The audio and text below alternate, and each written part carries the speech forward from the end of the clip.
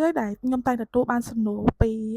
មិត្តភក្តិឬក៏មិត្តរួមការងាររបស់ខ្ញុំបើសួរខ្ញុំថាប្រាក់ខែខ្ញុំប៉ុណ្នេះខ្ញុំត្រូវជាប់ពន្ធប៉ុន្មានឲ្យខ្ញុំគិតភ្លាមៗគឺខ្ញុំចង់និយាយថាវាពិបាកនឹងគិតភ្លាមៗដោយសារតែយើងត្រូវការគណនាអំពីអឺ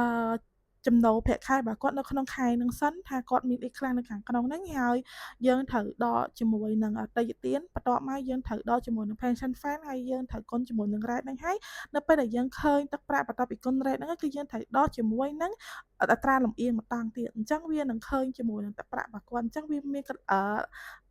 លក្ខខណ្ឌច្រើននៅខាងក្នុងហ្នឹងដែលខ្ញុំអាចគិតភ្លាមៗជូនទៅអ្នកទាំងអស់គ្នាអានេះគឺជា reason ដែលខ្ញុំតែងតែអត់ឆ្លើយនៅពេលហ្នឹងហើយខ្ញុំប្រាប់ថាតើឲ្យខ្ញុំណាគឺខ្ញុំនឹងគណនាឲ្យតាមក្រោយអានេះគឺជា the reason អ្នកទាំងអស់គ្នាមានភាពស្មុគស្មាញស្ដាប់ហើយដូចទទួលយកអត់បានវាវល់ពេកឬក៏ញញ៉ៃច្រើនពេកឬក៏ពិបាកសម្រាប់អ្នកទាំងអស់គ្នាអ្នកទាំងអស់គ្នាក៏អាចdownload app មួយរបស់ពន្ធដារapp កម្មវិធីគណនាពន្ធប្រាក់ខែរបស់យើងហ្មងណា